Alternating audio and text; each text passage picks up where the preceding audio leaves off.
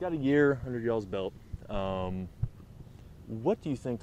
What kind of growing pains did y'all go through last year, and how do you think that helps you? And like I was telling them, I mean, you guys went through something that no other schools really had to go through. Well, that there was a lot of have-nots last year. We didn't have this, we didn't have this, and one of our things last year is we really encouraged our guys to make no excuses. We're here, we're playing ball. Period. Everybody's the same. We're getting out here. But now, a year later, we do have the off season to rely on. That our guys have seen the physical change in their bodies. So from a year of development and from work, as Brett and Fielding both said, the chemistry on the team is really remarkable. The guys actually, they like each other. They enjoy doing things together. There are no cliques on the team. The linemen do things with the DBs, and I mean, we really just look at last year as, hey, it was something good and we enjoyed it and all like that. But this year, I think there's really more of a sense of, okay, now there are no excuses. We're a school. We've been established for a year. We've had our year to work.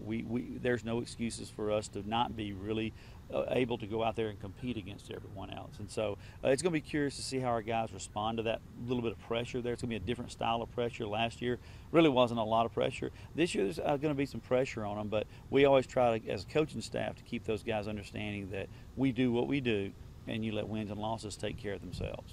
Year one, you're trying to set an identity. What is Husky football now for year two?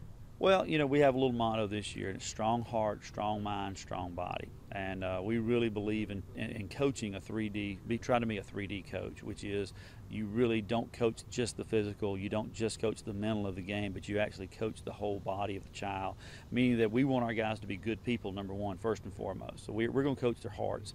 And, when you say, well, how does that affect you from an athletic standpoint? Well, if I've got a kid of good character, then I don't have to worry about, well, he's failing all of his classes. I don't have to worry about getting a phone call from the principal in charge of discipline because he's being rude to teachers or he's not. I don't have to worry about him on the weekends, what's going on.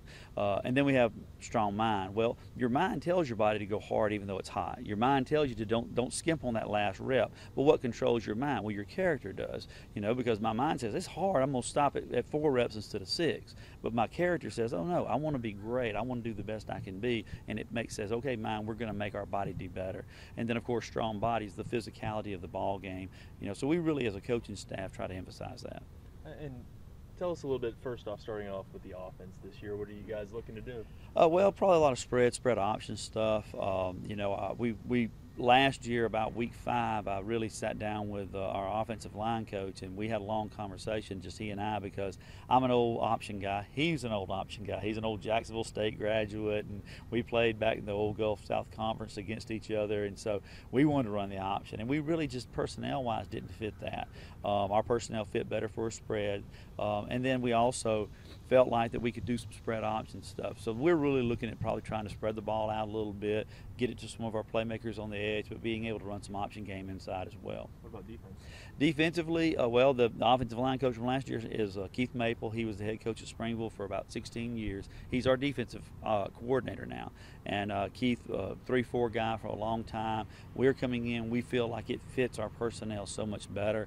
We can roll Brett down in there to be that 4th guy if we need him, but it gives us a better opportunity to cover passes and to cover the field better against the thing about high school ball is you may face that single wing team this week and that completely, no back, 0 back offense, 5 wide next week. And we just felt that 3-4 gives us more versatility, and we really felt like it fit our personnel better.